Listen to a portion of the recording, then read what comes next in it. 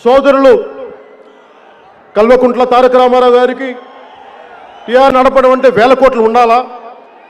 ఏముండాలి ఒక పార్టీ నడపడానికంటే? ఒక బలమైన సైద్ధాంతిక బలం ఉండాలి.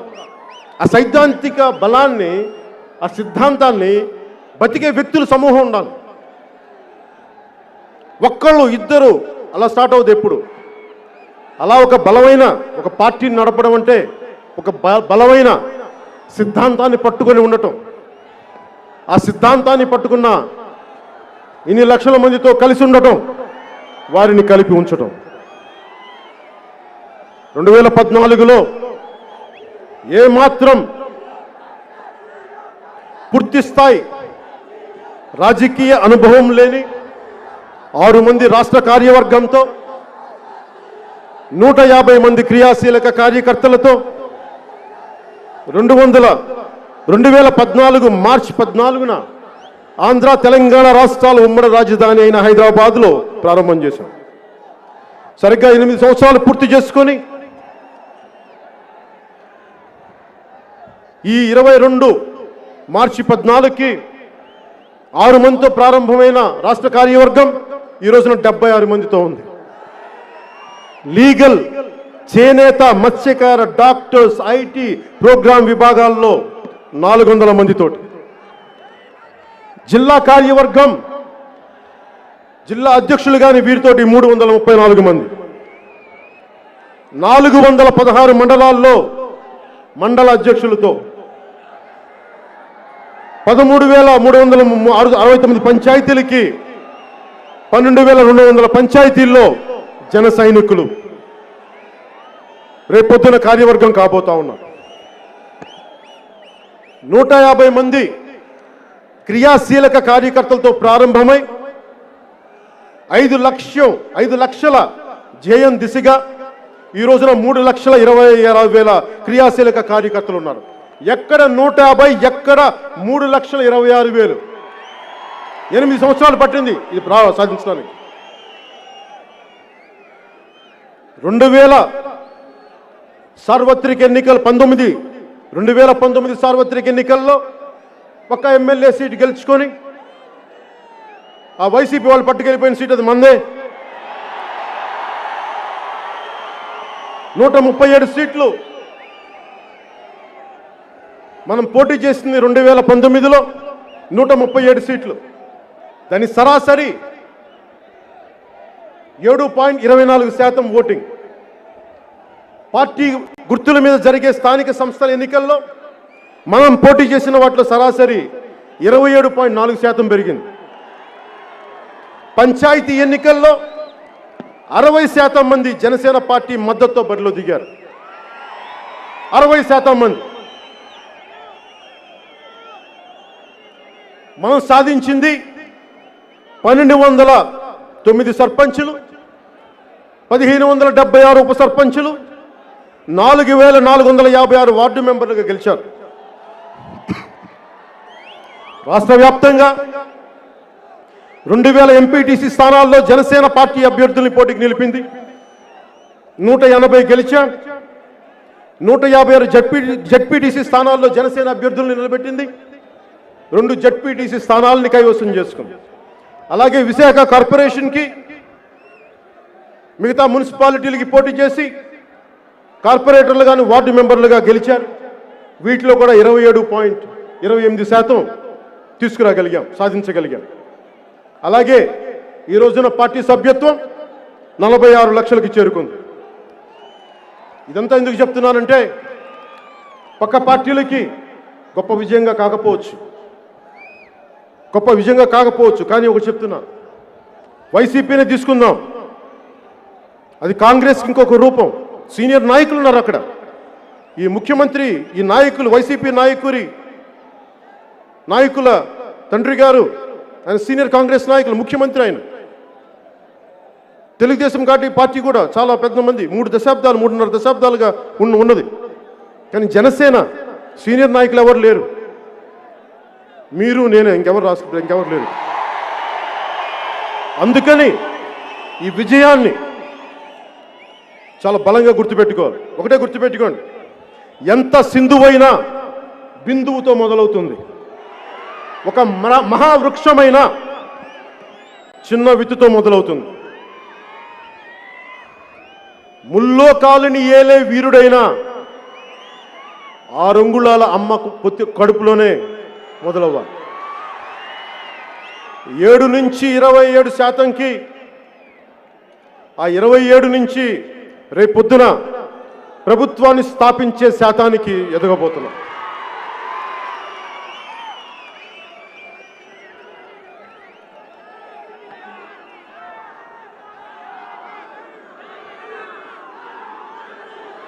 అలాగే జనసేన నాయకులకి,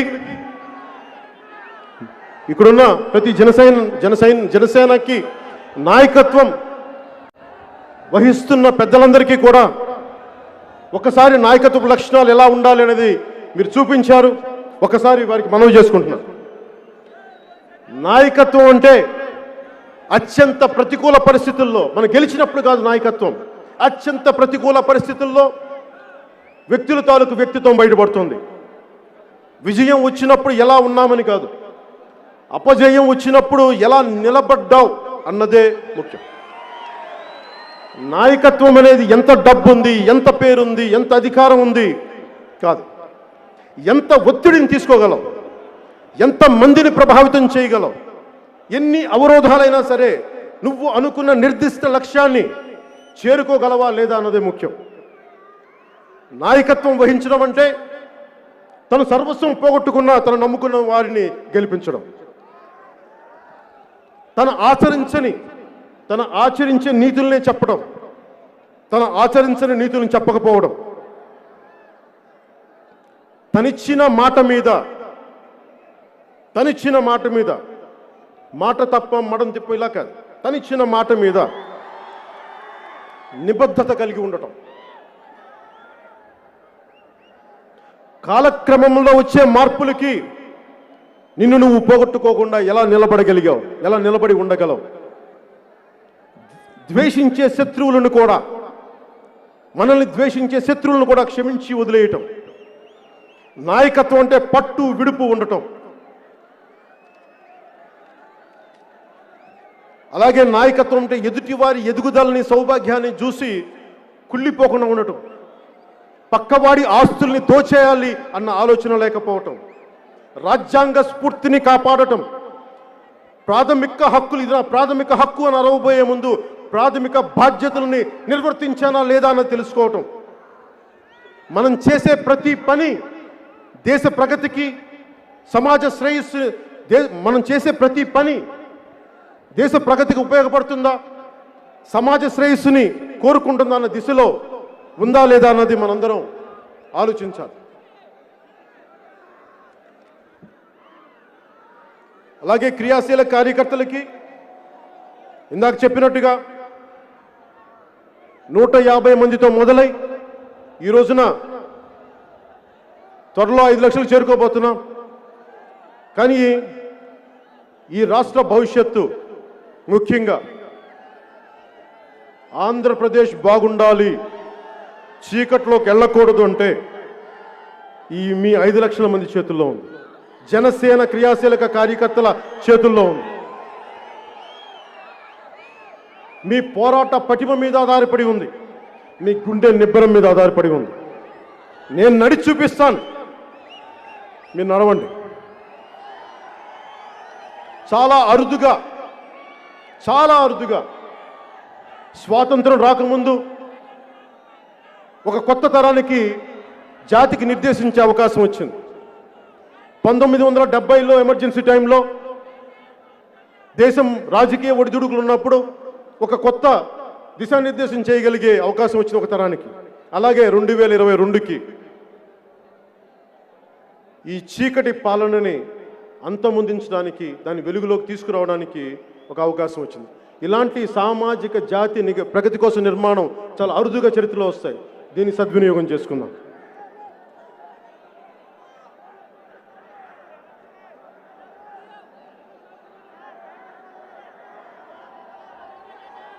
జనసేన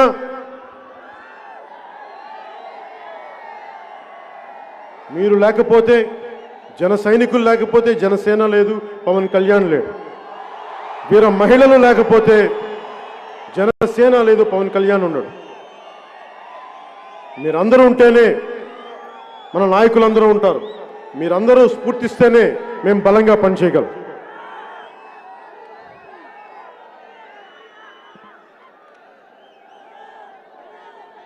చాలాసార్లు చాలా సభల్లో నన్ను అడుగుతూ ఉంటారు, ఎంతసేపు ప్రశ్నించే పార్టీగా ఉండిపోతున్నాం, ఎంతసేపు ప్రశ్నించే పార్టీగా ఉండిపోతున్నాం, మనం ప్రశ్నిస్తాం ఇంకెవరు అధికారం పెడుతున్నారంటే నేను ఒకటే చెప్తున్నాను. ఈ రోజున చాలామంది మన నాయకులు కూడా 2-3 సార్లు సందర్భాల్లో ప్రస్తావిస్తూ ఉంటారు. చాలా సందర్భాలు నేను వింటూ ఉంటాను. ప్రశ్నించడం అంటే తేలిగ్గా తీసుకోకండి. ప్రశ్నించడం అంటే గుండె సత్తువుని పెంచుకోవడం. ప్రశ్నించడం అంటే పోరాటానికి సంసిద్ధంగా ఉండటం. ప్రశ్నించడం అంటే మార్పుకి శ్రీకారం చుట్టడం. ప్రశ్నించడం అంటే ఒక సరికొత్త రాజ్య స్థాపన చేయడం, తద్వారా సుపరిపాలన అందజేయడం. అందుకని దయచేసి ప్రశ్నించడం అనేది తేలిగ్గా తీసుకోకండి. ఇది చాలా బలమైన ఆయుధం. నేను పాటించింది ఏది మిమ్మల్ని అడగను. నా వ్యక్తిగత ప్రయోజనాలకి మీ జీవితాలు నేను తాకట్టు పెట్టను. మీ ప్రాణానికి నా ప్రాణం అడ్డు వేస్తాను, కానీ ఎప్పుడు నేను వాడుకోను. 2014లో సూటిగా ప్రశ్నించాం, ప్రభుత్వాన్ని ఎదుర్కొన్నాం. 2019లో బలంగా పోరాటం చేశాం, బరిలో నిలబడి ఉన్నాం.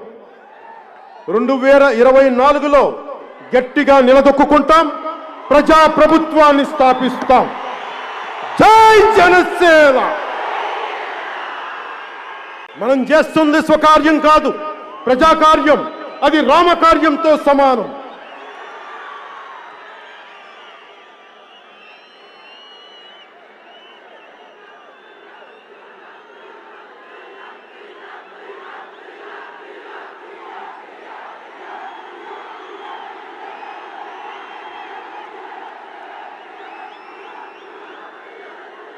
దానికి ఇంకా టైము.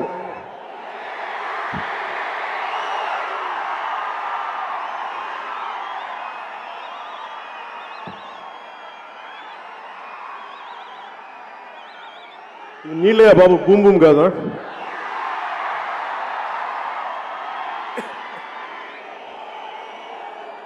సరే, మనం దేనికోసం అయితే వచ్చామో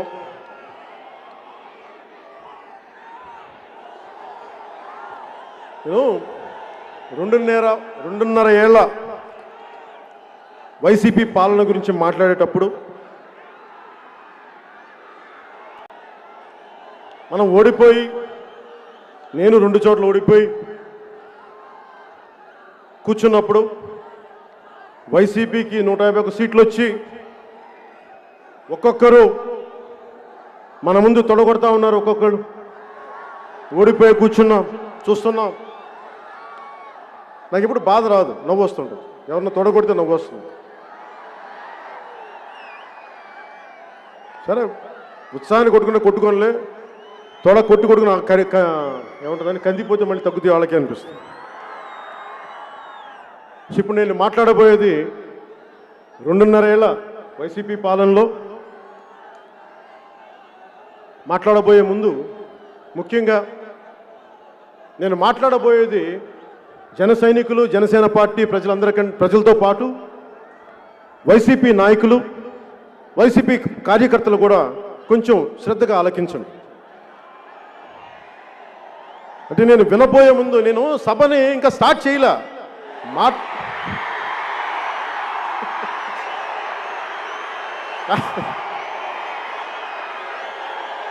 నేను ఎవరు చెప్తా ఉన్నారు, బయలుదేరబోయే లోపు నన్ను వైసీపీ నాయకులు, మంత్రులు తిట్టడం స్టార్ట్ చేశారంట. ఏదో అల్లంపల్లో వెల్లుల్లిపాయ ఏదో ఉంటుంది కదా, వెల్లంపల్లి, వెల్లుల్లిపాయ, బంతి, చామంతి, పూబంతి,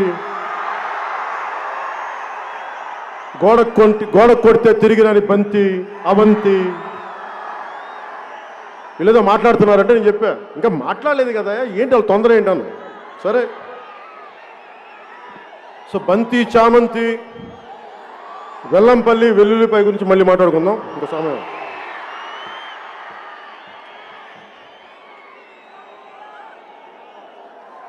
వైసీపీ ముఖ్యంగా వైసీపీలో మంచి నాయకులు ఉన్నారు. ఉమారెడ్డి వెంకటేశ్వర లాంటి పెద్దలు, మాగంటి శ్రీనివాసరెడ్డి గారు, మేకపాటి కుటుంబీకులు మంచి నాయకులు ఉన్నారు. ఆనం రామనారాయణ రెడ్డి గారు. సో నాకు వాళ్ళందరినీ హర్ట్ చేయాలని లేదు. అలాగే మనం ఎంత కమిటెడ్గా ఉంటామో మన జన సైనికులు ఎలా ఉంటారు వాళ్ళు కూడా మంచి కార్యవర్గం ఉండుంటుంది కదా, లేదంటే గెలవరు కదా. సో నాకు వైసీపీ కార్యకర్తలను కూడా నాకు హర్ట్ చేయడం ఇష్టం లేదు. నాకు మీరంటే గౌరవం ఉంది.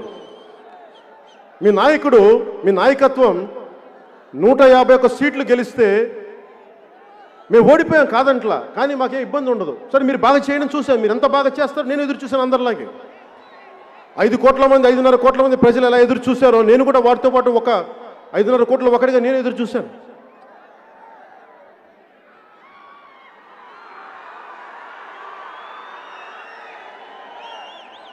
వైసీపీ కార్యకర్తలు కూడా ఆలోచించండి.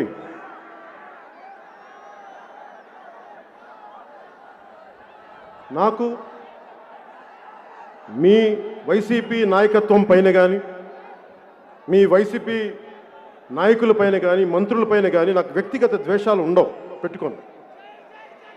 నాకు పాలసీ మీద విభేదాలే ఉంటాయి తప్ప మీరు ఈ పాలసీని ఎందుకు చర్యలు చేయలేదు, మీరు ఒక ఇసుక పాలసీ సరిగ్గా లేదని మాట్లాడతాను తప్ప ఎప్పుడు కూడా ఇన్ని సంవత్సరాల్లో నేను వ్యక్తిగతంగా దాడి చేయను.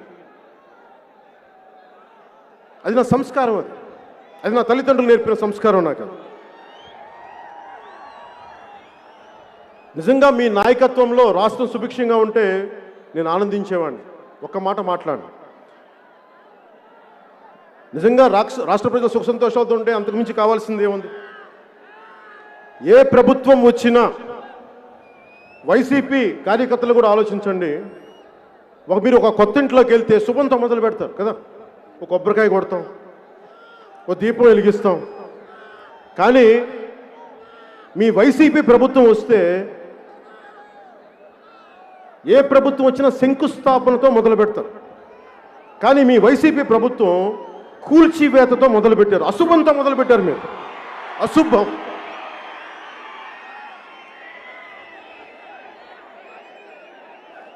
మూడు నెలలకే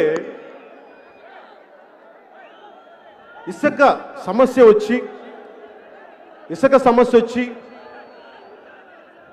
ఇసుక పాలసీ ఇంకా రాకపోవటం వల్ల ఆపేస్తే భవన నిర్మాణ కార్మికులు రోడ్డు మీద పడ్డారు. అంటే దాంట్లో 30 లక్షలు పైచిలుకు భవన నిర్మాణ రంగానికి దానికి అనుసంధానమైన కార్మికుల జీవితాలని మీరు ఒక్క ఇసుక పాలసీతో చిందరవందర చేశారు, రోడ్ల మీద పడేశారు వారి జీవితాలని. 32 మంది నిండు ప్రాణాలని మీ నాయకులు మీ నాయకత్వం బలిగొంది. దానికి మీరేం సమాధానం చెప్తారు వైసీపీ కార్యకర్తలు? ఈ పాలసీకి సమస్య ఏంటంటే ఇసుక కాంట్రాక్టు ఎవరికి ఇవ్వాలి? ఏ పాలసీ తెస్తే మా వైసీపీ నాయకులకి వేల కోట్ల వస్తాయి అన్న ఆలోచనకి మూల్యం ఖరీదు 32 నిండు ప్రాణాలు. ఆడపడుచుల్ని మీరు విధవల్ని చేశారు, గుర్తుపెట్టుకోండి. ఇది మీరు చేసిన ద్రోహం. ఆ రోజుల నుంచి వరుస క్రమంలో ఇప్పటిదాకా నిన్న మన సభకి ఆటంకం కలిగించేంత వరకు చూస్తే ఇంత నెగిటివ్ మనుషులేంట్రా బాబు, ఇంత విధ్వంసపూరితమైన ఆలోచన విధానం ఏంట్రా బాబు అనిపిస్తుంది. అంటే వీళ్ళు ఏమనుకొని వచ్చారు రాజకీయాల్లోకి? అంటే నేను ఇప్పుడు మీరున్నారు, నేను సభకు వస్తే మా ఇది చేద్దాం, లేదంటే నేను పెద్ద ఇది చేస్తాం అనుకుంటారు. వీళ్ళు కూడా ఏదో అనుకుని ఉండాలి కదా, వైసీపీ నాయకులు కూడా. ఎవరైనా సరే రాజకీయాల్లోకి వస్తున్నారంటే సమాజం పట్ల చాలా ప్రేమ ఉంటే కానీ రాడు రాజకీయాల్లోకి. అట్లీస్ట్ నేనైతే అది. సో నాకేముంది, చిన్నప్పుడు నేను ప్రతిజ్ఞ చదువుకున్నాను. మీరు కూడా చదువుకొని ఉంటారు చిన్నప్పుడు, ఇప్పుడు చిన్నపిల్లలు కూడా చదువుతూ ఉంటారు. పైడిమర్రి సుబ్బారావు గారు రాసింది ప్రతిజ్ఞ, భారతదేశం నా మాతృభూమి, భారతీయులందరూ నా సహోదరులు. మరి వైసీపీ వాళ్ళు ఏం ప్రతిజ్ఞ చేసుకొని వచ్చుంటారు రాజకీయాల్లో? వాళ్ళు కూడా ఇది ప్రతిజ్ఞ చేసుకోకపోతే ఇంత దరిద్రం చేయరు కదా రాష్ట్రాన్ని. బలమైన ప్రతిజ్ఞ చేసుకుని ఉన్నారు.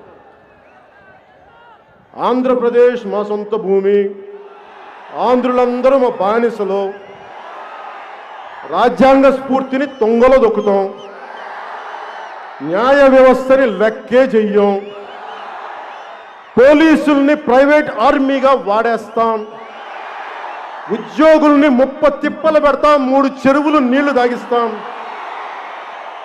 నిరుద్యోగులకి మొండి చెయ్య చూపిస్తాం, రాష్ట్ర రహదారుల్ని గుంతలమయం చేస్తాం, ప్రజల ఎన్నో పోసలు ఇరగొడతాం, ఆ ఇరగొట్టేంత వరకు విశ్రమించాం. సహజంగా పెట్టుబడుల్లో వచ్చే పెట్టుబడుల్లో 50% మా వాటా మేము లాక్కుంటాం. చిన్న పెద్ద తేడా లేకుండా అందరి ఆర్థిక మూలాల్ని దెబ్బ కొడతాం. అన్నం పెట్టే రైతన్నల్ని అండగా ఉంటామని చెప్తాం. అధికారంలోకి రాగానే వారిని అప్పులు ఊబిలోకి నెట్టేస్తాం. ఆత్మహత్యలు చేసుకుంటారంటే ప్రోత్సహిస్తాం. ఇసుకన్న మటుకు అప్పడంలా కరాకరా నవ్వులేస్తాం. సహజ వనరుల్ని శాంతానికి వాడేసుకుంటాం. దేవతల విగ్రహాలు అపవిత్రం చేసిన వారిని గుండెల్లో పెట్టి రక్షించుకుంటాం. గజం ఖాళీ స్థలం కనిపిస్తే కబ్జా పెడతాం. పార్కులు, స్కూళ్ళు, కాలేజీలు, ప్రభుత్వ భవనాల్ని తాకట్టెట్టేస్తాం. సంపూర్ణ మద్యపాన నిషేధం ద్వారా ప్రజల్ని చిత్తుగా తాగిస్తాం. మా వైసీపీ పార్టీ ఆదాయపు వనరుల్ని మేము పెంచుకుంటాం. ఎవడన్నా గొంతెత్తితే సావగొడతాం, కేసులు పెడతాం, లాఠీలతో చితగొట్టిస్తాం. మా వైసీపీ ఎంపీ అయినా సరే ఒక్క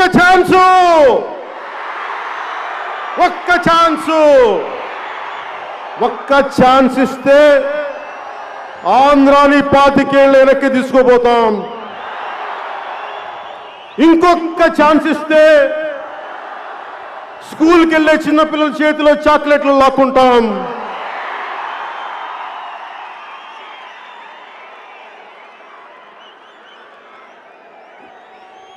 ఇదబ్బా వారి ప్రతిజ్ఞ.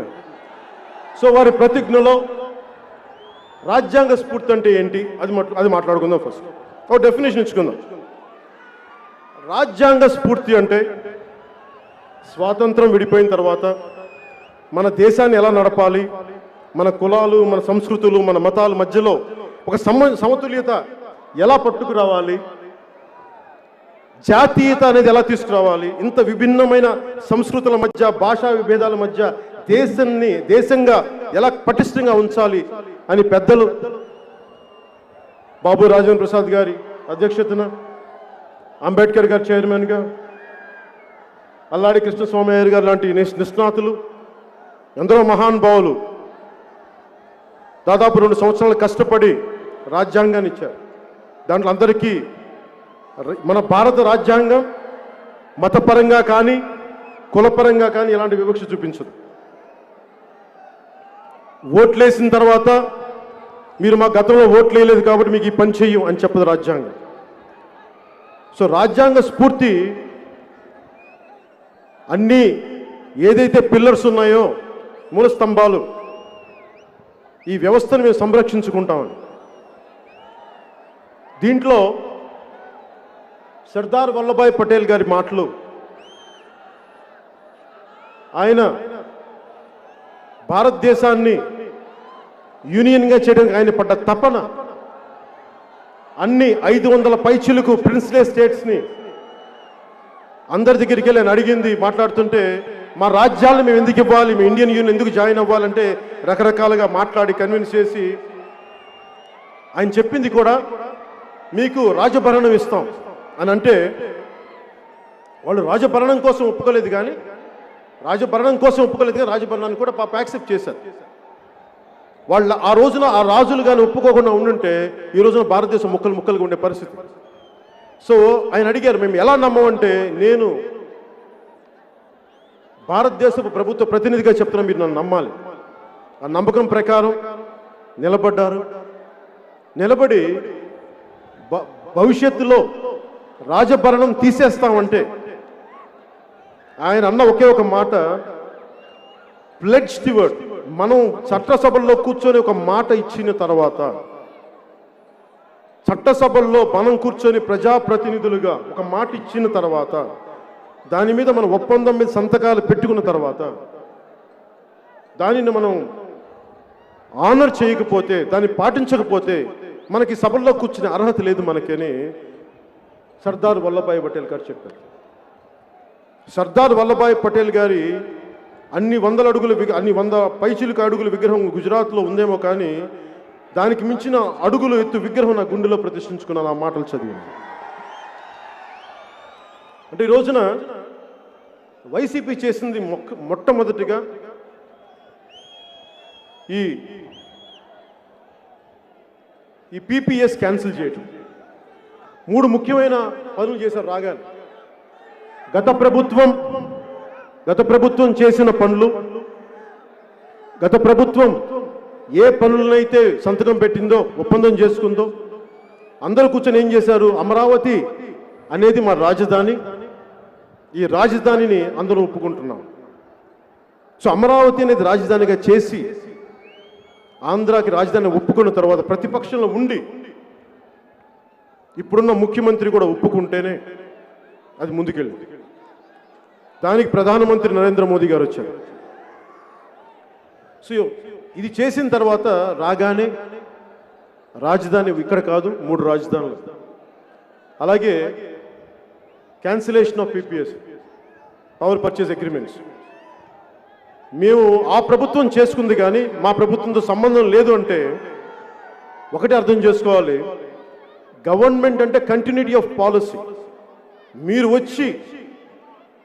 మీరు వచ్చి ప్రభుత్వాలు రాజు మారినప్పుడల్లా రాజధానులు మారవు, ముఖ్యమంత్రులు మారినప్పుడల్లా పాలసీలు మారవు. ఆ పాలసీలో తప్పొప్పులుంటే సరిచెయ్యాలి, ముందుకు తీసుకెళ్ళాలి తప్ప మేము చెయ్యం, మేము వేరే పాలసీలు అంటానంటే అది కుదరదు. అలాగే ముందుగా అమరావతికి రాజధాని మీదే తీసుకుంటానంటే, నేను తెలుగుదేశం పార్టీకి భారతీయ జనతా పార్టీతో కలిసి జనసేన 2014న వారికి మన మద్దతు తెలిపి వారి విజయానికి మన వంతు సహకారం అందించాం. మరి రాజధాని విషయంలో ఇక్కడ పెనుమాక కానీ, ఉండవల్లి గ్రామ ప్రజలు కానీ, ఇంకా మిగతా గ్రామాల్లోని రైతులందరూ మాకు భూములు ఇవ్వడం ఇష్టం లేదు రాజధాని కంటే, నేను వారి వెంట నిలబడ్డాను. ఆ రోజు నా ప్రభుత్వాన్ని ఒకటే ప్రశ్నించాను, మీరు అంచెలంచెలుగా మీరు రాజధాని నిర్మించండి. ఇది నేను వారికి మద్దతు ఇచ్చిన వ్యక్తిని. నేను మద్దతు ఇచ్చిన ప్రభుత్వానికి నేను చెప్పాను, మీరు అంచెలంచెలుగా వెళ్ళండి. నేనే గొంతెత్తినప్పుడు ఈ రోజున 3 రాజధానులు అని చెప్పే వైసీపీ మంత్రులు కానీ, వారి నాయకత్వం కానీ ఆ రోజు మీరు ఎందుకయ్యా చెప్పలేదు? మీరు గాడిదలా కాస్తున్నారు. మీరు ఆ రోజున ప్రతిపక్షంలో ఉండి గాడిదలా కాస్తున్నారు మీరు. ఆ రోజే మీ బుర్ర ఏమైంది? మీ బుద్ధి ఎక్కడ ఉంది? ఆ రోజున గాడిదలు కాసే పనులు మీరు ఏం చేస్తున్నారా? ఆ రోజున మీరు ఆ రోజు చెప్పించలేకపోయారా? మీ వైసీపీ నాయకుడు సత్యనపేట ఏదో నరసరావుపేట మర్చిపోయిన ఆయన నియోజకవర్గం ఏంటో,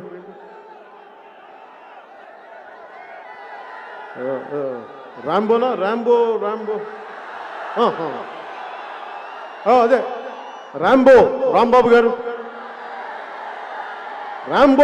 గారు వారి అమ్మాయి పెళ్లికి నన్ను పిలిచినప్పుడు, అప్పుడు వీళ్ళు ప్రతిపక్షం ఉన్నప్పుడు, ఆయన ఓడిపోయినప్పుడు ఆ పెళ్లిలో పక్క తీసుకు చెప్పుండొచ్చు కదా నాకు, కళ్యాణ్ గారు మాకు అది ఇష్టం లేదండి, పోనీ ఏకవచనంతో మర్యాద ఏదో ఒకటి చెప్పండి, మేము 3 రాజధానులు ఆ రోజు చెప్పుండొచ్చు కదా. బిడ్డ పెళ్లికి పిలిచిన వ్యక్తులు ఆ రోజున 3 రాజధానుల గురించి ఎందుకు మాట్లాడలేదు మీరు? ఒక్కళ్ళు మాట్లాడలేదు ఆ రోజున. ఆ రోజు మీరు మాట్లాడిందల్లా ఏ కంపెనీకి ఇస్తున్నారు ఇది అనుకున్నారన్న. పైగా ఇప్పుడున్న ముఖ్యమంత్రి 32,000 కాదు ఇంకొక 1000 ఎకరాలు అదనంగా ఇమ్మన్నారు ఆయన. మరి ఆ 1000 ఎకరాలు ఇక్కడున్న ఈ రామకృష్ణారెడ్డి గారి అనుకుంటా అది చెప్పారు. అలాగే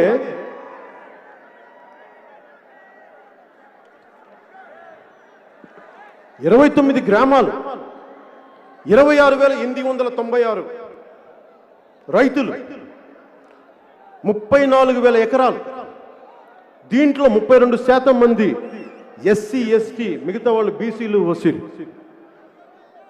ఆ రోజున సమస్య లేవనెత్తినప్పుడు ఈరోజు వీళ్ళు మాట్లాడుతున్నారు ఎస్సీ వర్గాల వారికి అన్యాయం జరుగుతుందంటే మీకు ఈ రోజుకి యూట్యూబ్లో ఎలాంటి వీడియోస్ దొరుకుతాయి. ఉద్దండి రాయని పాలెం రెవరెండ్ ఆయన దగ్గరికి పోయినప్పుడు ఆయన ఒకటే అడిగాను, సార్ మీరు చెప్పండి, మీకు నిజంగా ఇప్పుడున్న తెలుగుదేశం ప్రభుత్వం మిమ్మల్ని ఇబ్బంది పెడుతుందా? మీకు ఇష్టంతోనే ఇస్తున్నారా అంటే మాకు ఇష్టంతోనే ఇస్తున్నాం, కానీ మాకు మా భూమికి, మా అసైన్ భూములకి కొంచెం ఎక్కువ రేట్లు కావాలని అడిగారు. అది వీడియోలో కూడా ఉంటుంది చూడండి. నేను ఇంత స్పష్టంగా నేను మద్దతు ఇచ్చిన ప్రభుత్వాన్ని ప్రశ్నించగలిగినప్పుడు ఒక్క వైసీపీ నాయకులు మీరు ఎందుకయ్యా ఆ రోజు మాట్లాడేది ఇలాగా? ఆ రోజున 5 ఇంకో 10,000 ఎకరాలు ఎక్స్ట్రా కావాలని చెప్పినట్టుగా చెప్పారు, కానీ 3 రాజధానులని మీరు ఎందుకు చెప్పలేదు? ఆషామాషిగా ఉందా మీకు? 3,000 కోట్ల పైచీలు ఖర్చు పెట్టిన తర్వాత ఇప్పుడు రాజధానులు మారుస్తామంటే ఎవడబ్బు సొమ్మయా ఇది? మీ ఇష్టానికి అమ్మిపాటు దుప్పుతారా మీరు? మీ ఇష్టానికి మార్చేస్తారా? అంటే అడిగేవాడు లేకపోతే మీరు ఏదైనా చేస్తారా? మీరు ప్రశ్నించేవాడు లేకపోతే మీరు ఏదైనా చేస్తారా? అవి జనసేన లేనప్పుడు బాబు, జనసేన ఉన్నప్పుడు అవి దొబ్బవు.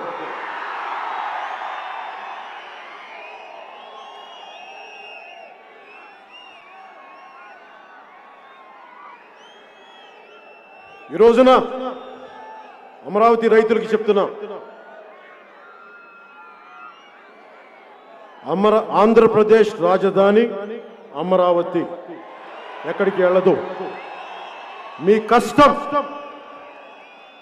మీ మీద పడ్డ ప్రతి లాఠీ దెబ్బ నా మీద పడ్డట్టు గుర్తుపెట్టుకోండి. నేను ఖచ్చితంగా చెప్పగలను, అమరావతి ఇక్కడి నుంచి కదలదు. అలా అని చెప్పి మిగతా ప్రాంతాలను వదిలేస్తామని కాదు. మీకు ఇచ్చాం మాట, చట్టసభల్లో మాట ఇచ్చారు. రాజ్యాంగం చట్టసభలో ఇచ్చిన మాటని మీరు నిలబెట్టుకోకపోతే ఒకటి అడగండి, శాసనాలు చేసేవాళ్ళు శాసనాల్ని పాటించకపోతే నేను ఈ మాట ఎందుకినా? చిన్న పిల్లడు కూడా అడగండి. అంటే మీరు శాసనాలు చెప్తారే తప్ప పాటించరా? అవన్నీ కుదరవు. అలాగే అమరావతి రాజధాని నేపథ్యంగా న్యాయ వ్యవస్థకి ఇలా అరుపుల వల్ల ఇలా అరుపుల వల్ల ఏం ప్రయోజనాలు రావు. ఆగండి, మీకు ఇదే ఈ ఉత్సాహం తగ్గించుకోండి. ఈ అరుపుల వల్ల ప్రయోజనాలు ఏం రావు. ఆగండి, కూర్చో. నాకు ఆనందం రాదు, కూర్చో. ఈ అమరావతి నేపథ్యంలో న్యాయ వ్యవస్థను కూడా తప్పుపట్టే స్థాయికి వెళ్ళిపోయింది వైసీపీ ప్రభుత్వం. న్యాయ వ్యవస్థని కూడా, ఈ దేశానికి మూల స్తంభాలైన న్యాయ వ్యవస్థ, అందులోని వ్యక్తులు వ్యక్తిగతంగా నీకు నచ్చచ్చు నచ్చకపోవచ్చు, కానీ వ్యవస్థను మటుకు ప్రశ్నించే హక్కు లేదు. ఆంధ్రప్రదేశ్ ప్రభుత్వాన్ని తిట్టే హక్కు నాకు, ప్రభుత్వ వ్యవస్థను తిట్టే హక్కు లేదు, వ్యక్తులను తిట్టే హక్కు ఉంది నాకు.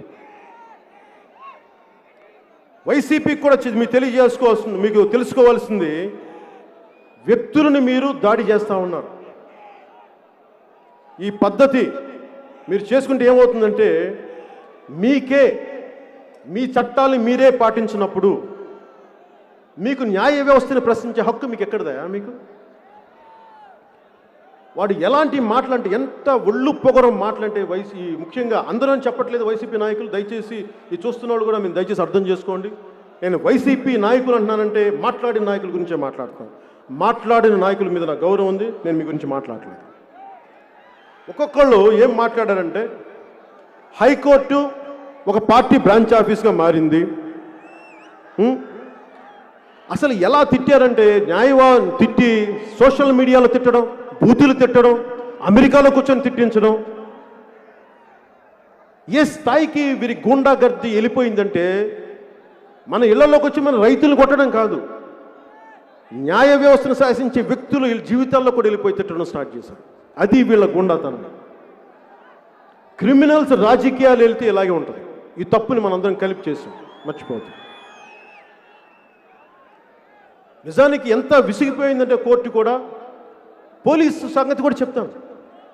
పోలీసు వ్యవస్థ కూడా ఏం చేయగలను, నేను పోలీసు పెట్టను. నేను ఇదే మాచర్ల గురజాల్లో మా నాగబాబు గారికి కూడా తెలుసు, నాగబాబు గారు కూడా పెరిగారు.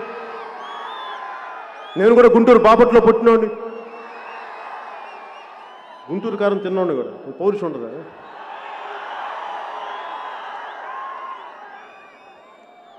ఇక్కడ పోలీస్ వ్యవస్థ కష్టాలు నాకు తెలుసు. ఎందుకంటే మా నాన్న ఒక పోలీస్గా స్టార్ట్ అయ్యి హెడ్ కానిస్టేబుల్ ఎస్ఐ టైంకి ఆయన్ని 1960లోనే ఇప్పుడు అబ్కారీ శాఖ మార్చారు. సో ఆయన ఒక అధికారిగా, ఒక ప్రభుత్వ అధికారిగా, అబ్కారీ శాఖ అధికారిగా కొంత నాకు తెలుసు ఆయన కష్టాలు ఎలా ఉంటాయి. అందుకని పోలీస్ డిపార్ట్మెంట్ మీద ఒకసారి వారి ప్రవర్తన మనకి నచ్చకపోవచ్చు, అది వారి వ్యక్తిగతం కాదు. పోలీస్ వ్యవస్థ అనేది ప్రభుత్వానికి ఉపాంగం. అది ప్రభుత్వాన్ని ఎవరు నడిపిస్తున్నారో ఆ వ్యక్తులు చెప్పిందే నడుచుకుంటారు తప్ప, లేదంటే రూల్ బుక్లో ఏముంది అది పాటిస్తారు తప్ప. ఎక్కువ మంది, ఒకరిద్దరు ఉండొచ్చేమో అలా కూడా, నేను వాళ్ళ గురించి మాట్లాడలేదు. ఎక్కువ శాతం మంది ఈ పోలీస్ వ్యవస్థను కూడా నలిపేశారు. 3 సీనియర్ ఐపీఎస్ అధికారులని వైసీపీ ప్రభుత్వం ఇబ్బందులు పెట్టడం వల్ల కోర్టులో నుంచోవలసి వచ్చింది. అసలు రూల్ బుక్ తీయమని అడిగింది కోర్టు.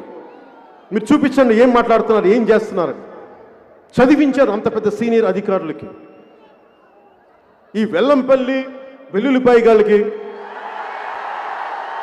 అవంతి బంతి చామంతి గోడ కొడితే తిరిగిరాని బంతి అవంతిలకి,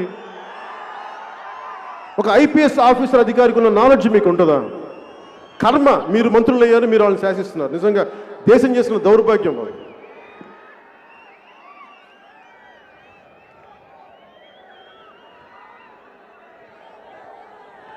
అందరూ ఈ వైసీపీ పాలనలో ముందస్తుగా పారిశ్రామికవేత్తలు దెబ్బతింటంతో పాటు రైతులు పొట్ట మీద కొట్టారు. ఫస్ట్ అమరావతి రైతుల మీద ఏంటి అన్యాయం అని ప్రశ్నించేందుకు న్యాయ వ్యవస్థ మీద తిరగబడ్డారు. వీళ్ళు దాడులు చేశారు. పోలీసులను వాడుకొని పోలీసులను చెడ్డవాళ్ళని చేశారు. పోనీ పోలీస్ జీవితాలను ఏమైనా సుఖంగా ఉంచారా అంటే వారికి జీతబత్యాలు కాదు కదా, కనీసం కరువు బత్యం కూడా సరిగ్గా ఇవ్వట్లేదు, టీఏలు ఇవ్వట్ల, జీతాలు తగ్గించేశారు. వీళ్ళ నాయకుడు నేను అధికారంలోకి వస్తే వారాంతపు సెలవు ఇస్తానని చెప్పాడు. వారాంతపు సెలవు లేదు. వారాంతపు సెలవు లేకపోగా వీళ్ళు చేసే ఈ తప్పుడు పనులు, తప్పుడు కోతల వల్ల పోలీసులకి అధిక పని. మన రోడ్ల మీద మనం తిడితే మన రోడ్ల మీదకి వస్తే దాని శాంతి భద్రత మళ్ళీ పోలీసు వ్యవస్థే కదా మాట్లాడాలి. ఆ ఉన్న సెలవు కాదు కదా, 12 గంటల పనికి వాళ్ళు 24 గంటల పనులు చేస్తారు పోలీసు, ఈ వైసీపీ ప్రభుత్వం. ఇవన్నీ కాకుండా మీరు చూస్తే మనం ఎవరన్నా సరే ఇక్కడున్న ఒక ఆడబిడ్డ కానీ, ఒక సగటు వ్యక్తి ఎవరైనా సరే ఇక్కడ మనందరంలో ఒక వ్యక్తి కనుక మనం ఒక పోలీస్ కానిస్టేబుల్ని చొక్కా పట్టుకోగలం, ప్రశ్నించగలం, కానీ భయపడతాం కదా మనందరం. కానీ వైసీపీ నాయకులకి ఆ భయం లేదు. సిఐ ర్యాంక్ అయినా సరే చొక్కా కాలర్ పట్టుకుంటారు. చిత్తూరులో ఒక సిఐని కాలర్ పట్టుకున్నారు. ఇంకో సిఐని విశాఖ ఒక పీఠంలో చొక్కా విప్పి కొడతామని వాళ్ళ మంత్రి ఒకటి బెదిరిస్తాడు. అలాగే కృష్ణలంక మన స్టేషన్లో ఎంపీ కానిస్టేబుల్స్ని కొట్టేశారు. ఇది ఎలా ఉంటుందంటే, నేను ఒక పోలీస్ బిడ్డగా చెప్తున్నా, ఇదే దెబ్బ నా తండ్రికి తగిలితే నా తండ్రి కళ్ళలోకి నేను ఎలా చూస్తాను? మా తండ్రి విధి నిర్వహణ చేస్తుంటే ఒక తప్పుడు ఎమ్మెల్యేనో ఎంపీనో గూండానో ఎమ్మెల్యేనో మా తండ్రిని కొడితే ఏంటిది అనిపిస్తుంది కదా. మరి అలాంటి పోలీస్ శాఖను కొడితే అధికారులు కూడా ఒకవేళ నేను సీనియర్ అధికారిని అనుకుందాం, నేను ఒక ఐపీఎస్ అధికారిని అనుకుందాం, ఒక సిఐని అనుకుందాం నిజ జీవితంలో, నా కింద కానిస్టేబుల్స్లో నా తోటి సిఐనో ఎస్ఐనో కొడితే నా కోపం రాదా? మాట్లాడినప్పుడు ఏం చేస్తాం? వీళ్ళందరూ గూండాల అధికారులు, ఒక సంతకంతో వాళ్ళ జీవితాలు మారిపోతాయి. అందుకని వీళ్ళు కూడా భయపడే స్థాయికి వెళ్ళిపోయారు. ఏదైనా ఎక్కువ మాట్లాడితే వేకెన్సీ రిజర్వ్లోకి పంపిస్తారు, జీతాలు ఉండవు అక్కడ, ఇంకో పదవి ఇచ్చేవారు కదా, పనిష్మెంట్. ఆ వేకెన్సీ రిజర్వ్ పెట్టింది విధి నిర్వహణలో ఏదైనా ఆ పాలనాపరమైన ఇబ్బందులు ఉంటే తప్ప వేకెన్సీ రిజర్వ్ని వాడరు. ఈ రోజున ఈ వేకెన్సీ రిజర్వ్లో ఎంతమంది అధికారులను పెట్టారంటే లెక్కలేదు. ముఖ్యంగా ఎవరైనా సరే రూల్ బౌండ్ అంటే వాళ్ళని వేకెన్సీ రిజర్వ్లోకి పంపిస్తూ ఉన్నారు ఈ వైసీపీ ప్రభుత్వం. అలాగే పోలీసు ఉద్యోగాలను ఏమన్నారు? మేము రాగానే 14,341 ఉద్యోగాలు పూర్తి చేస్తాం అని చెప్పారు. ఈ రోజుకి ఏదో నామకే వాసి ఒక 400 తప్ప ఉద్యోగాలు లేవు. పోనీ ఇందాక చెప్పినట్టుగా అధికారంలోకి వస్తే ఇది పోలీసుల వ్యధ. ఉద్యోగులు పరిస్థితి తీసుకుందాం. మేము వస్తే కాంట్రిబ్యూటరీ సిపిఎస్ స్కీమ్ని రద్దు చేస్తామని చెప్పారు. నేను ఆ రోజు నన్ను కూడా అడిగారు సిపిఎస్ రద్దు చేస్తామంటే నాకు దీని మీద ఇంకా అవగాహన లేదు, నేను 10 మందితో మాట్లాడి చెప్తానని చెప్పాను. కానీ చిన్న అనుభవజ్ఞులు కదా వీళ్ళందరూ, పెద్ద పెద్ద సలహాదారులు ఉన్నారు. అప్పుడు ఇస్తాము సిపిఎస్ అని చెప్పి ఉద్యోగులకి వారి నమ్మకాన్ని సంపాదించి వచ్చిన తర్వాత మొండి చేయి చూపించారు ఉద్యోగులకి. ఏదన్నా అడిగితే ఏమంటున్నారు ఈ రోజున? మా నాయకుడికి ఆ రోజున పాపం విషయ పరిజ్ఞానం లేదు, టెక్నికాలిటీస్ తెలియవంట. ఏంటమ్మా టెక్నికాలిటీ అంటే నాకు అర్థం కావట్లా. టీఈసీహెచ్ ఏంటి ఆ పదవి చెప్పండి. టెక్నికాలిటీస్ అంట. అంటే మీరు రాజ్యాన్ని ఏలాలనుకుంటున్న వాళ్ళు, బాధ్యత తీసుకోవాలనుకుంటున్న వాళ్ళు, అంత అవగాహన లేమేంటి? అలాంటి అవగాహన లేమి ఉన్న వాళ్ళు మీరు రాజకీయాలు ఎందుకున్నారు? ఒకవేళ పొరపాటును తప్పు చేసి మేము తప్పు చేసాం క్షమించమని కూడా అడగరే, అది కూడా నా విషయమే. మీకు ఈ రోజున వారి పార్టీ రంగుల కోసమే, పార్టీ రంగుల కోసం 3,000 కోట్లు ఖర్చు పెట్టారు.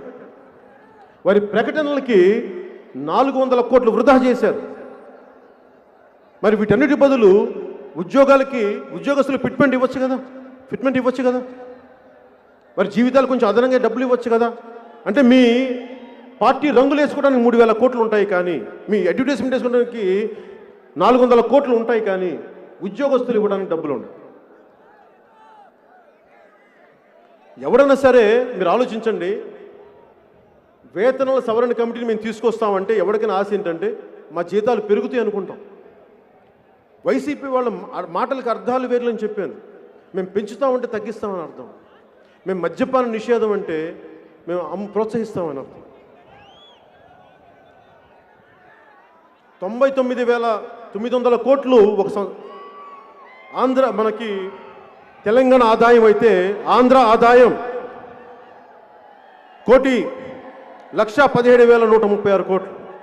ఇంత డబ్బు సంపాదన ఉంది ఇక్కడ. మరి ఎటు వెళ్ళిపోతుంది డబ్బు? ఎవరు అడుగుతారు? దీన్ని అడిగేవాళ్ళు లేరు. అలాగే రహదారులు, మీకు తెలుసు రోడ్స్ పరిస్థితి ఎలా ఉందో, గుంతలమయం.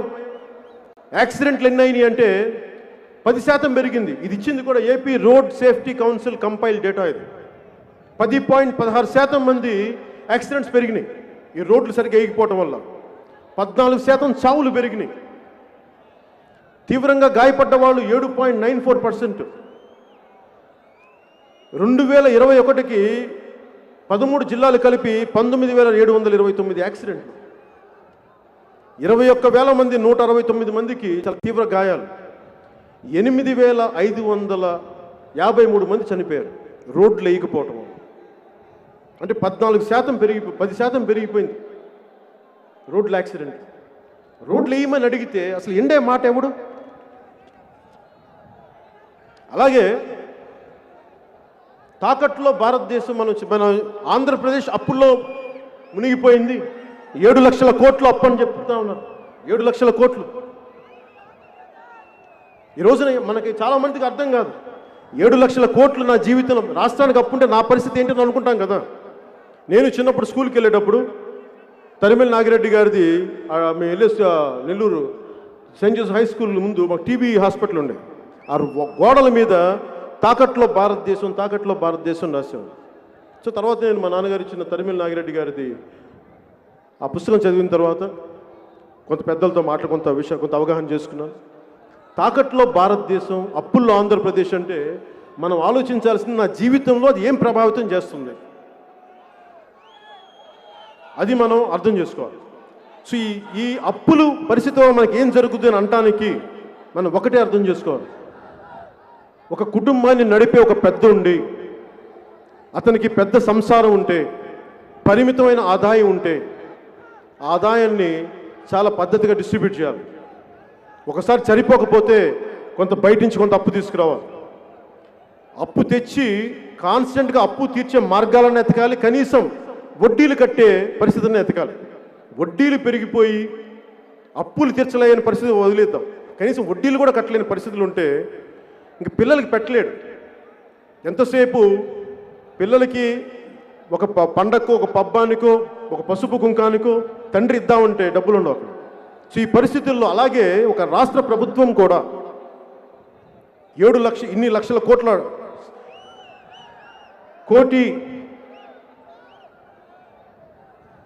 కోటి పైన ఆదాయం ఉండి, ఇప్పుడే 1,00,000 కోట్ల పైన ఆదాయం ఉండి దీనిని సద్వినియోగం చేయట్లేదంటే ఎక్కడో తప్పు జరుగుతున్న అర్థం. మీరు అర్థం చేసుకోవాల్సింది, ఇంతమంది యువత ఉన్నారు, మీకు ఉద్యోగాలు లేవు. ఎందుకు ఉద్యోగాలు ఇవ్వలేకపోయారు? ఎందుకు ఈరోజు కూడా టీచర్స్ ఉద్యోగాలు ఎందుకు ఇవ్వలేకపోయారు? కొత్త రిక్రూట్మెంట్ ఎందుకు చేయలేకపోయారు? ఉద్యోగులకు ఎందుకు వేతనాలు పెరగట్లేదు? అమ్మ ఒడి పథకానికి డబ్బులు ఎందుకు ఆగిపోయినాయి? ఎయిడెడ్ స్కూల్ కాలేజీలని, స్కూల్స్ని ఎందుకు మూయించేస్తున్నారు? ఎందుకు డబ్బులు కట్టలేకపోతున్నారు? ఆరోగ్యశ్రీ పథకాన్ని ఎందుకు మంచం ఎక్కించేశారు? పాత పెన్షన్లని ఎందుకు తగ్గించేశారు? కరెంటు బిల్లు ఎందుకు పెరిగింది? ఇది ఆలోచిస్తే వీరు అప్పులు చేయటం వల్ల, వీరు రకరకాల విధానాలకి, దాని అప్పులతో పాటు మనం చేయడం పరిశ్రమ అభివృద్ధి ఉండాలి కదా. ఎవరో ఒకరు పెట్టుబడులు వచ్చేవాళ్ళు ఉండాలి, వడ్డీలు కట్టాలి, ఎంతో కట్టాలంటే పెట్టుబడులు ఉండాలి. పెట్టుబడులు చంపేశారు వీళ్ళు. ఆంధ్రప్రదేశ్ అంటే ఒక్కడు రావట్లేదు ఈ రోజున. ఉన్న పరిశ్రమలు వెళ్ళిపోవడం కాదు, వచ్చే పరిశ్రమలు లేవు. ఉన్న పరిశ్రమల్ని కూడా పంపించేస్తూ ఉన్నారు. ఉదాహరణకి అమర్రాజా బ్యాటరీసే ఉంది. దాంట్లో నాకు తెలియదు అంతకుముందు అమర్రాజా బ్యాటరీస్ ఏంటి. ఒకసారి కిరణ్ రాయల్, మన వినోద్ రాయల్ అని చెప్పి మన జనసేన కూడా బిడ్డ చంపేశారు చిత్తూరులో. ఆ బిడ్డ వాళ్ళ తండ్రి అమర్రాజా బ్యాటరీ ఇంజనీర్. ఆయన ఎప్పుడో కూర్చోబెట్టి అక్కడే ఉద్యోగి రిటైర్డ్ అయ్యాడు. అలాంటి ఎంతోమందికి ఆధారం కల్పించిన ఒక పరిశ్రమని ఉన్మాదంతో, పిచ్చితో ఇక్కడి నుంచి పంపించేశారు. కియా ఫ్యాక్టరీ అనంతపూర్లో వస్తే వారి అనుసంధానమైన పరిశ్రమ యాన్సిలరీ యూనిట్స్ రావాల్సిన వీళ్ళు చేసిన, వైసీపీ చేసిన గొడవకి వీళ్ళు వెళ్ళిపోయారు. ఇలా ఒక్కటి కాదు, రెండు కాదు, అన్నీ వెళ్ళిపోయాయి. నిజంగా ఈ ప్రభుత్వం అధికారంలోకి వచ్చినప్పటి నుంచి చాలా ఇబ్బందులు ఎదుర్కొంటా ఉంది. వీరిని ఎవరు ప్రశ్నించకూడదు. చివరికి జపనీస్ రాయబారి కింజో హిరామత్సు అనే వ్యక్తి కూడా, మీరు ప్రభుత్వాలతో ఒప్పందం చేసుకుంటే మీరు ఆ ఒప్పందాలని ఉల్లంఘిస్తే మేము ఎవరికి చెప్పగలం, భవిష్యత్తులో పెట్టుబడులు రావు, పెట్టుబడులు రాకపోతే ఉపాధి అవకాశాలు పోతాయి, ప్రజలు దెబ్బతింటారని చెప్పారు. ఈ విధానంలో నష్టపోతే అంతిమంగా పేద ప్రజలు, సామాన్య ప్రజలు. మీరు అర్థం చేసుకోండి, వీరు అభివృద్ధి లేకపోతే 300 యూనిట్స్ కరెంటు దాటిన పేదలకి పథకాలు కట్ చేస్తూ ఉన్నారు. రైతులు ధాన్యాన్ని కొనడానికి డబ్బులు లేవు. ఎస్టీ, ఎస్సీ, బీసీ సకల కార్పొరేషన్లకి రుణాలు ఇవ్వలేని పరిస్థితుల్లో ఉన్న కార్పొరేషన్ నిధులను వేరే చోటకి తరలించేస్తూ ఉన్నారు. ఈ రోజున పంచాయతీ, గ్రామ స్వరాజ్యం, గ్రామానికి గ్రామాలే పట్టుకొమ్మలు దేశానికంటే ఈ పంచాయతీలు డబ్బులు లేవు. ఈ రోజున డ్రైనేజీలు బాగు చేయించలేరు. వేతనాలు సవరణ అంటారు, డబ్బులు లేవు దానికి. మద్య నిషేధం అని చెప్పారు, మద్యం మీద కోట్లు సంపాదిస్తూ ఉన్నారు. టీడీపీ ప్రభుత్వంలో ఉన్నప్పుడు 59,000 కోట్ల మద్యం మీద ఆదాయం వస్తే 2.5 ఏళ్లలోనే మద్య నిషేధం విధించి 45,000 కోట్లు సంపాదించారు. టీడీపీ రికార్డు బ్రేక్ చేశారు 2.5 సంవత్సరాలు. ధరలు పెంచితే మద్యం తాగేవాళ్ళు తగ్గిపోతారని చెప్పి ఒక దరిద్రపు నీచ నికృష్టమైన ఒక హీన వాదన ఒకటి వినిపిస్తారు. డబ్బులు పెంచితే ఎవడైనా సరే వ్యసనాన్ని నియంత్రించగలరుగా, నిర్మూలించగలరా? పైగా ఈ నాసిరకం లిక్కర్ ఒకటి అమ్ముతారు. దానివల్ల ఈ మధ్యనే మనకి జంగారెడ్డిగూడెంలో 812 మంది చనిపోయారు ఇలిసిట్ లిక్కర్ తాగి. ఇండియన్ మేడ్ ఫారిన్ లిక్కర్ అంటాం కదా, IMFL అని. అది కాదు, ఇడుపులపాయ మేడ్ ఫారిన్ లిక్కర్.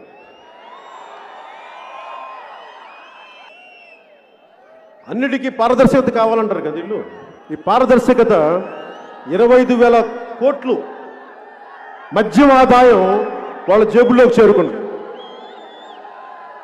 ప్రభుత్వం వైన్ షాపులు నడుపుతుంది, ప్రభుత్వం పాఠశాలలు నడపాలి, ప్రభుత్వం ఉపాధి అవకాశాలు పెంచాలి, ఉద్యోగాలు చేయాలి. ఈ రోజున మన ప్లేట్లో మనం బిర్యానీ తిందామని అంటగా వాళ్ళు బాగా సంపాదిస్తున్నారు, దోచేయడంలో అడ్డగోలుకి వెళ్ళిపోయారు. ఈ అప్పు చేసిన డబ్బులు కూడా ఎటో వెళ్ళిపోయినాయి. అమ్మఒడి ఆగిపోయింది, ఇవన్నీ ఆగిపోయినాయి. ఈ రోజున చివరిగా ఆలయాల పరిస్థితి ఎలా ఉంది అంటే, తిరుపతిలో కూడా చేపల మార్కెట్ లాగా 2,000 పెంచేస్తాం, 3,000 పెంచేస్తాం, తిరుపతిని కూడా ఇట్లా చేసేస్తా ఉన్నారు. విగ్రహాలు రామో విగ్రహవాన్ ధర్మ, నిలువెత్తు ధర్మానికి ప్రతిరూపం రాముడు, అలాంటి విగ్రహాన్ని కొట్టేసి ఈ రోజుకి ఒక్కళ్ళు అరెస్ట్ చేయలేదు వాళ్ళని. అలాగే టీటీడీ సమస్య చూస్తానే ఉన్నాం, ధరలు పెంచేశారు. అసలు ధార్మిక మండలి ఇలాంటి చాలామంది పదే నన్ను అడుగుతూ ఉన్నారు, అసలు ఎండోమెంట్స్ యాక్ట్ మీద మీ ఉద్దేశం ఏంటి? ఈ దేశం సెక్యులర్ దేశమే అయితే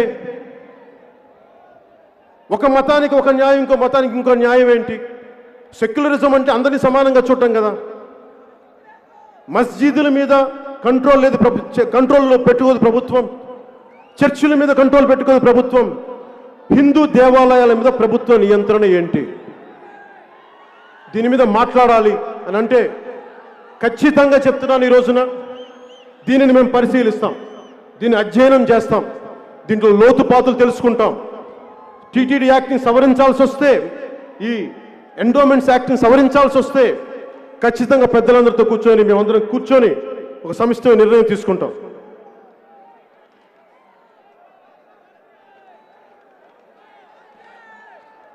అలాగే మనం భవిష్యత్తు గురించి మాట్లాడుకోబోయే ముందు జనసేన పార్టీగా మనం ఏం చేయబోతున్నాం, అప్పుల్లో కూరుకున్న మన ఆంధ్రప్రదేశ్కి మనం ఏం చేయగలం, సంపన్న ఆంధ్రప్రదేశ్గా ఎలా చేయాలి. నేను ఎప్పుడు చాలా ఆశావాదిని. 100 కోటి దరిద్రాలుంటే అనంత కోటి ఉపాయాలు ఉంటాయని నమ్మేవాడిని. ఇది జనసేన తీసుకోబోతున్న ఒక షణ్ముఖ వ్యూహం, ఆంధ్రప్రదేశ్ అభివృద్ధికి, సంపన్నం చేయడానికి, సుసంపన్నం చేయడానికి. అప్పుల్లో ఉన్న ఆంధ్రప్రదేశ్ రాష్ట్రాన్ని అప్పులు లేని ఆంధ్రప్రదేశ్ రాష్ట్రంగా చేయాలన్నదే నా లక్ష్యం.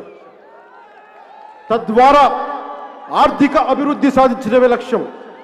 ఇందుకోసం ఒక బలమైన నూతన పారిశ్రామిక విధానాన్ని తీసుకొస్తాం, ఇన్వెస్టర్ ఫ్రెండ్లీ గవర్నెన్స్ని తీసుకొస్తాం. విశాఖని విశ్వనగరంగా, విజయవాడ తిరుపతిని బలమైన హైటెక్ నగరాలుగా తీర్చిదిద్దుతాం. అమరావతి రాజధాని, అన్ని వర్గాలకి, అన్ని కులాల వారికి అవకాశాల నివాసం కల్పించే ఒక అభ్యుదయ, ఒక రాజధానిగా అమరావతిని మేము ముందుకు తీసుకెళ్తాం. మద్రాసు నుంచి విడిపోయినప్పుడు తెలుగు రాజధానిగా కర్నూలు నగరం ఇచ్చిన కర్నూలు నగరాన్ని రుణం తీర్చుకుంటాం.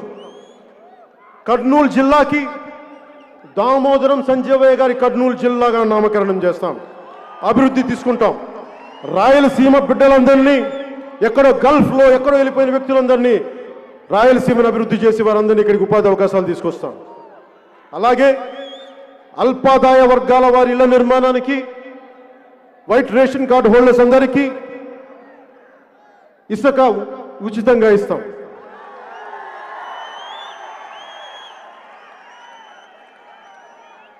అదనపు గదులు నిర్మించుకున్నా కానీ వైసీపీలా కాకుండా మేము ఉచితంగానే ఇసుకేస్తాం, అందరికీ అండగా ఉంటాం. అలాగే జనసేన సౌభాగ్య పథకం కింద దీనికి మటుకు ఒక చిన్న ఇన్సిడెంట్ చెప్పాల్సి వస్తుంది.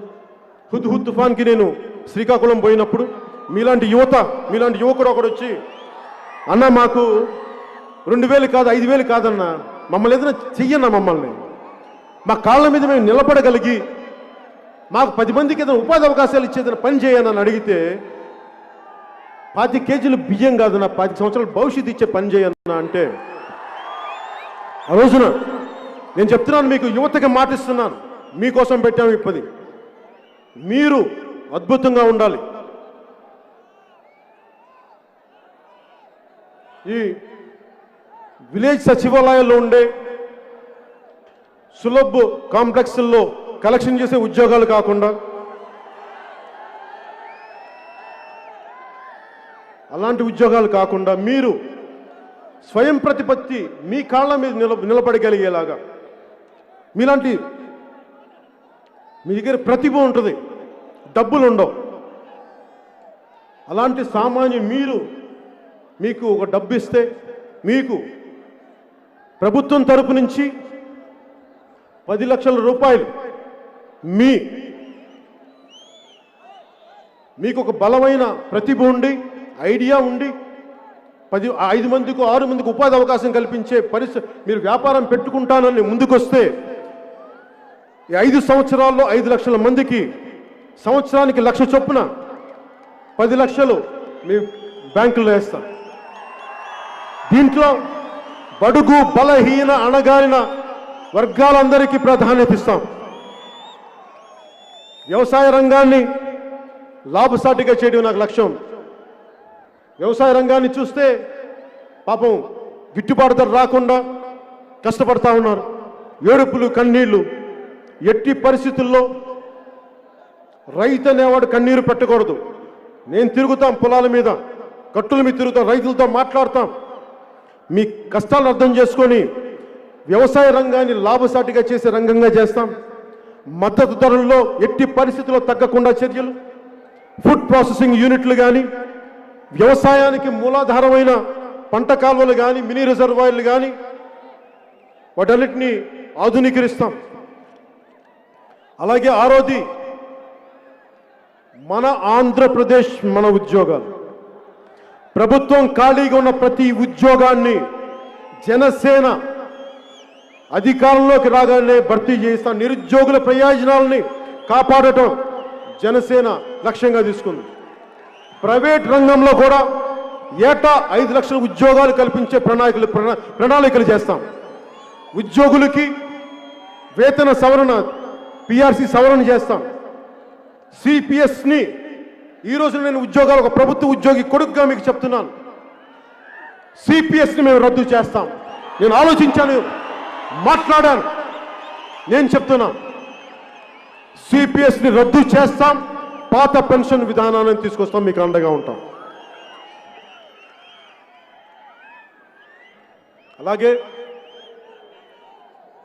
ముందుకు తీసుకెళ్తున్న సమయంలో, ఈ 2 నెలల సమయంలో స్థానిక సంస్థల ఎన్నికల్లో కానీ మా జన సైనికుల మీద వైసీపీ గూండాలు దాడులు చేశారు.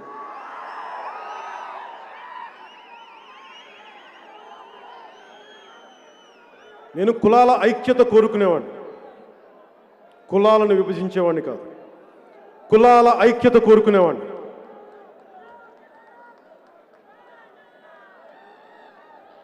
ఈ మాట వైసీపీ నాయకులు ఒకరు, టీటీడీ బోర్డు సభ్యులు, టీటీడీ బోర్డు చైర్మన్ వైవి సుబ్బారెడ్డి గారు రాశారు ముందు మాటగా. మా నెల్లూరు జిల్లా అధ్యక్షులు మనుక్రాంత్ రెడ్డి గారు, స్నేహితులు గిద్దలూరు నుంచి డాక్టర్ గౌతమ్ రెడ్డి అని గౌతమ్ రెడ్డి గారు కదా ఆయన పేరు, మను, మిమ్మల్ని మను, గౌతమే కదా. గౌతమ్ రెడ్డి గారు నాకు నా మీద ప్రేమతో పుస్తకం ఇచ్చారు. మీరు రెడ్డి అనే పుస్తకాలు చదువుతారని చెప్పి, ఈ సామాజికంగా మీరు సమతుల్యతల మీద, కులాల మీద చదువుతారు కూడా, ఈ పుస్తకం చదవని మీకు అర్థం అవుతారంటే, ఆ రెడ్డి వైభవం పుస్తకంలో ముందు మాటగా వైవి సుబ్బారెడ్డి గారు రాశారు, ఇప్పుడున్న టీటీడీ చైర్మన్. ఆయన అన్న మాటలు ప్రస్తుతం మన సమాజాన్ని చాలా బలంగా చూపిస్తాయి. కుల ప్రాధాన్యతలు, ఆయన చదివిందే ఆయన రాసింది చెప్తున్నాను విత్ ఇన్ కోట్స్. కుల ప్రాధాన్యతలు పెరిగిపోతున్న తరుణంలో ఏ ఇతర కులాన్ని అగౌరవపరచకుండా ఎవరి కులాన్ని వారు అభిమానించుకోవటం ఒక సామాజిక అవసరంగా భావిస్తున్నాను. నేను వారిని గౌరవిస్తాను ఈ వాక్యాలకి. కానీ మరి వైవి సుబ్బారెడ్డి గారిని అడగదలుచుకున్నాను, మీరు ఒక కులాన్ని మరి మీరు ఇంత ఉన్నతంగా రాసి, ఒక వాస్తవిక ధోరణితో రాసి, ఒక కులాన్ని మీరు వర్గశత్రువుగా ఎలా ప్రకటించింది మీ పార్టీ? ఒక కులాన్ని మీరు వర్గశత్రువుగా ఎలా ప్రకటించారు? దానివల్ల అస్తవ్యస్తం అయిపోతుంది రాష్ట్రం. నేనే ఉన్నాను చాలాసార్లు తూర్పుగోదావరి జిల్లా నుంచి ఎవరు వచ్చినా రకరకాల మాటలు మాట్లాడుతూ ఉంటే, అక్కడున్న పెద్ద సామాజిక వర్గమైన కాపులకి, శెట్టి బలిజలకి పడదని చెప్తా ఉంటారు. ఆ రోజున శెట్టి బలిజ సామాజిక వర్గానికి చెందిన పితాని బాలకృష్ణ గారు వస్తే ఒకటే చెప్పాను, మనం ఏ కులంలో పుట్టాలో, ఎలా పుట్టాలో మనకు తెలీదు, ఎందుకు గొడవలని చెప్పి నేను కోనసీమకు పోయి శెట్టి బలిజ సామాజిక వర్గాన్ని, కాపుల్ని కలిపి నేను సోషల్ ఇంజనీరింగ్ చేశాను. మీరు గొడవలు పెట్టుకోకండి, కలిసి ఉండండి. వాళ్ళు నాకు ఓట్లు వేస్తారని కాదు, సమాజం విచ్ఛిన్నం అయిపోయింటే బాధతోటి. మరి నేను ఇంత బాధ్యతగా ఉన్నప్పుడు వైవి సుబ్బారెడ్డి గారు, మీకు ఒక విషయాన్ని మీ దృష్టికి తీసుకొస్తాను. మీ కాకినాడ ఎమ్మెల్యే ద్వారంపూడి చంద్రశేఖర్ అనే వ్యక్తి నన్ను అకారణంగా పచ్చి బూతులు తిట్టాడు. నన్ను వినకూడని బూతులని తిట్టాడు. అది మీ వైసీపీ వాళ్ళకి అలవాటు అనుకోండి. నేను భరించాను, నేను తట్టుకున్నాను. కానీ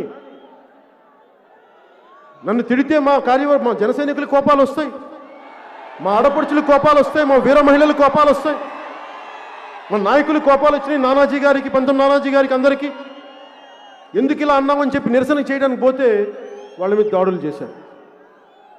దాడులు చేయటమే కాకుండా నేను నిజంగా చెప్తున్నాను, ఈ రోజున ఇన్ని సంవత్సరాల్లో, పార్టీ పెట్టిన 8 సంవత్సరాలు ఏ ఒక్క రోజు కూడా నా మీద ఇన్ని మానసిక అత్యాచారాలు చేసినా కానీ ఏ ఒక్క రోజు కూడా నేను ఎందుకు వచ్చాను రాజకీయాల్లోకి, తప్పు చేశాను ఒక్క క్షణం కూడా అనుకోలేదు. కానీ కొద్ది క్షణాల మటుకు మా ఆడబిడ్డల మీద, మా వీర మహిళల మీద దాడి చేస్తే వాళ్ళు ఏమి తిట్టారో నాకు చెప్తే ఆ రోజు అనిపించింది, అయ్యో నా బిడ్డల్ని ఎందుకు నేను ఈ పరిస్థితిలో పెట్టాను, నేను పాలిటిక్స్ రాకుండా ఈ పరిస్థితి వచ్చినది కాదా, ఆ కొద్ది క్షణాలు అనిపించింది నాకు. నేను ఈరోజు చెప్తున్నానమ్మా, మీరు నా కోసం పడ్డ తిట్లకి మనస్ఫూర్తిగా ఇంత నిండు సభ ముందు మీ క్షమాపణలో నేను కోరుకున్నాను.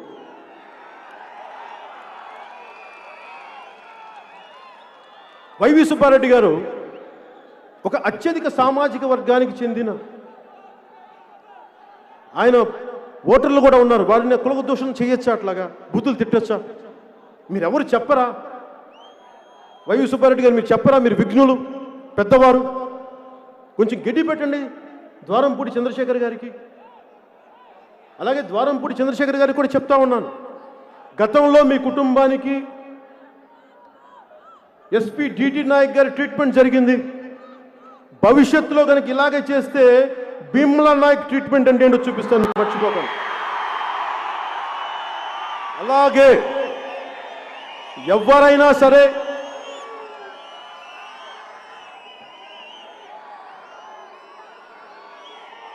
కులాల పేరు మీద నిజానికి ఈ రోజున వైశ్య సామాజిక వర్గాన్ని ఇబ్బంది పెట్టేస్తా ఉన్నారు. ఎప్పుడు వైశ్యులు చేతికి సహాయం చేసేవాళ్ళు తప్ప, వారి జీవితాన్ని వాళ్ళు చూసుకునే వాళ్ళు తప్ప ఈరోజు ఒక్కరు ఎప్పుడు ఇబ్బంది లేరు, ఆశించరు. అలాంటి వైశ్య సామాజిక వర్గాన్ని మీరు ఇబ్బందులు పెడతా ఉన్నారు. నేను చెప్తున్నాను, ఈరోజు వైశ్య సామాజిక వర్గానికి జనసేన మీకు అండగా ఉంటుంది. అలాగే యానాదు జాతులకు కానీ, రెల్లి కులస్తులకు కానీ, ముత్తరాసి కులస్తులకు కానీ, బీసీ సంచార జాతులకు కానీ ప్రతి ఒక్కరికి మీకు అండగా ఉంటాం. సంచార బీసీ జాతులకి, షెడ్యూల్ ట్రైబ్స్కి, ప్రతి ఒక్కరికి, మా ఎస్సీ సోదరులకి, ప్రతి ఒక్కరికి, అన్ని వర్గాల వారికి మేము అండగా ఉంటాం.